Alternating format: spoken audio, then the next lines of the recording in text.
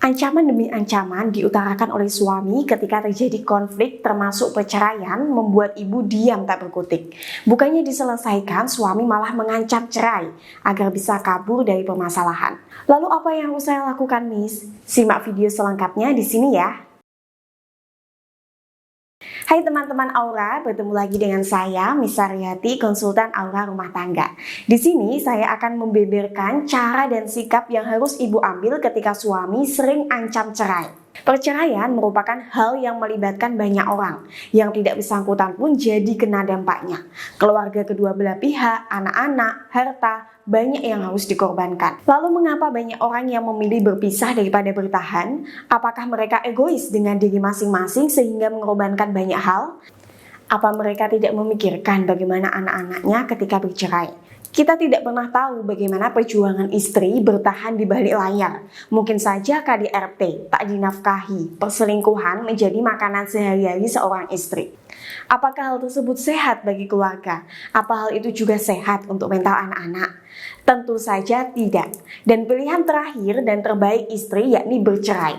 Namun tetap saja perceraian adalah hal yang sakral, sama halnya dengan pernikahan, yang tidak bisa serta-merta begitu saja, apalagi diucapkan seringkali bahkan digunakan sebagai ancaman. Banyak hal yang harus diperbincangkan ketika menuju pernikahan, tapi terkadang banyak yang lupa membicarakan bagaimana kehidupan setelah menikah nantinya.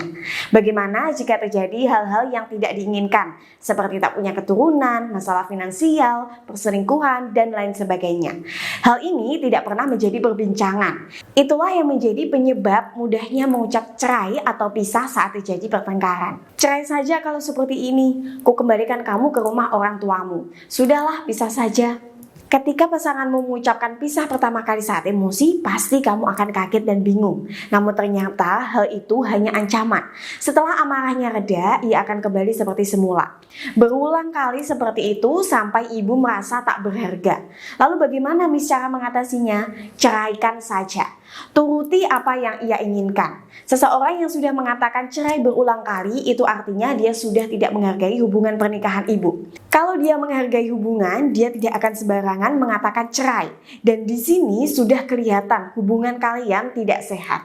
Ada banyak masalah, bukannya diselesaikan dan mencari solusi, tapi malah menghindar dan mengancam cerai. Kalau pasangan sudah beberapa kali atau bahkan tidak terhitung mengatakan cerai, ceraikan saja. Biar dia tahu rasa. Agar dia tahu ke depannya tidak sembarangan mengatakan hal-hal tersebut. Gimana sih Miss, orang mau cari solusi kok malah disuruh cerai? Bukannya saya tidak membantu ibu untuk menyelesaikan masalah rumah tangga ibu. Namun hubungan ibu dan suami di sini sudah sangat tidak sehat. Tapi jika ibu ngotot masih ingin bersama, saya akan bantu ikhtiar ibu untuk mempertahankan rumah tangganya. Ibu bisa hubungi 0811 29 333 59 untuk konsultasi lebih lanjut terkait masalah rumah tangga ibu.